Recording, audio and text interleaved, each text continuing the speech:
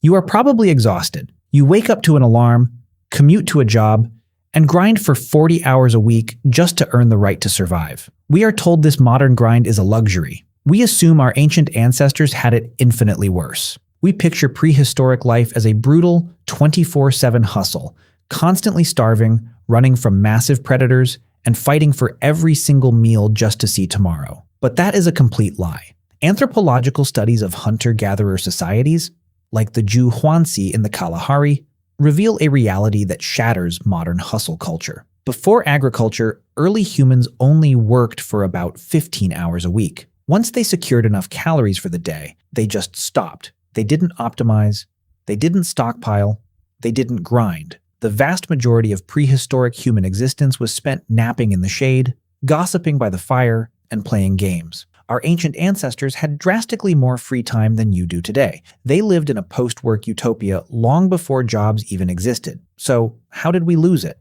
If we were the most relaxed animals on Earth, how did we accidentally invent the 40-hour workweek, and what did we actually do with all that empty time? To understand what we did with all that empty time, you have to completely reframe how you view laziness. Today, sitting around doing nothing is viewed as a moral failure. In the Pleistocene epoch, it was a biological superpower. Calories were incredibly difficult to acquire. If you burned unnecessary energy running around, optimizing your cave, or inventing things you didn't strictly need, you starved. Evolution ruthlessly selected for creatures that knew how to conserve energy. When ancient humans weren't actively hunting or foraging for those 15 hours a week, they did exactly what apex predators do. They powered down. They slept. They engaged in extensive social grooming, the prehistoric equivalent of gossiping, which was vital for maintaining tribal alliances. And they played. They turned excess energy into social cohesion. There was no concept of wasting time, because time wasn't a resource you could hoard. It was simply the environment you lived in, like water to a fish. You ate, you rested, you existed. But this leisurely existence wasn't an accident. It was fiercely, aggressively protected. Hunter-gatherers didn't just happen to be equal. They used brutal psychological tactics to enforce it. Anthropologists call these leveling mechanisms. If a hunter brought back a massive, life-saving kill, the rest of the tribe wouldn't praise him. They would mock the meat. They would complain that it was too skinny, too tough, or practically worthless. Why? To crush his ego.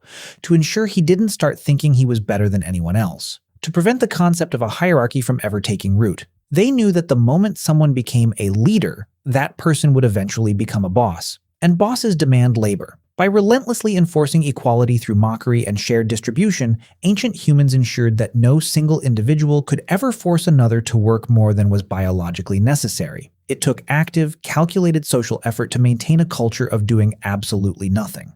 But this biological and social perfection had a fatal flaw. It relied on the environment remaining perfectly stable. And then, roughly 12,000 years ago, the environment shifted. As the last ice age retreated, the climate warmed. Humans stumbled across wild grasses with edible seeds. They began to scatter these seeds. They noticed that if they stayed in one place, protected the soil, and guarded the seeds, they could guarantee their next meal without having to track it across a continent. We call this the agricultural revolution. We frame it as humanity's greatest triumph, the definitive moment we conquered nature.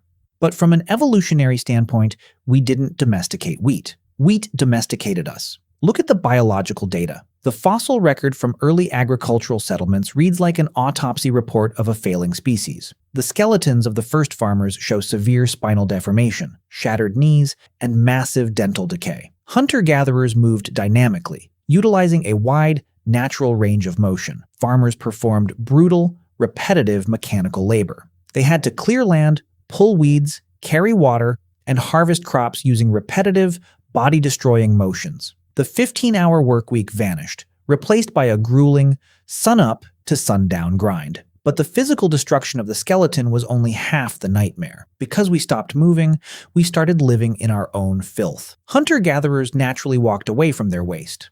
Farmers built houses directly on top of it. Worse, to ensure a steady supply of meat and labor, they corralled wild animals into their permanent settlement. Humans, pigs, cows, and chickens were suddenly living side by side, sharing the exact same air, water, and mud. This was a biological powder keg. Viruses that had previously only existed in livestock suddenly had the perfect opportunity to leap across species lines. This dense, sedentary lifestyle triggered a zoonotic disease explosion.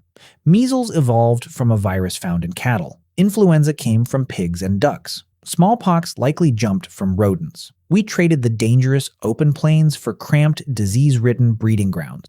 For the first time in human history, we were working exponentially harder, experiencing chronic physical pain, suffering from horrific new plagues, and enduring drastically higher infant mortality rates, all just to eat less diverse, less nutritious diet of pure carbohydrates. Think about that. The invention of permanent work made us smaller, sicker, and shorter-lived. So why didn't we just stop? Why didn't we drop the primitive plows, burn down the settlements, and go back to the forest where the free time was? Because of a terrifying new mathematical concept. A hunter-gatherer's food rots. You cannot hoard mammoth meat in the jungle. It will spoil in days. Because you cannot hoard, you must share. Because you must share, everyone is inherently equal. But grain is different. Grain can be dried. Grain can be stored in clay pots for years without going bad. For the first time in mammalian history, humans created a physical, tangible manifestation of the future: surplus.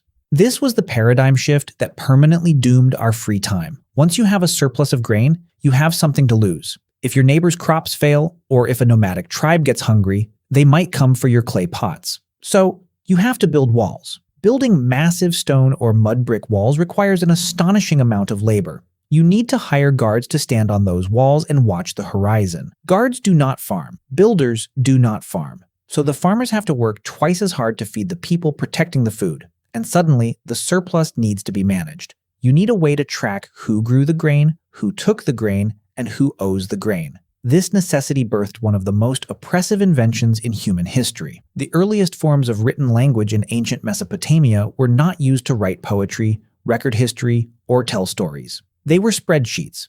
The very first writing was purely for accounting. Clay tablets were invented to track rations, taxes, and most importantly, debt. Debt is the invisible chain that binds a worker to a job. With debt, you are no longer working to survive today.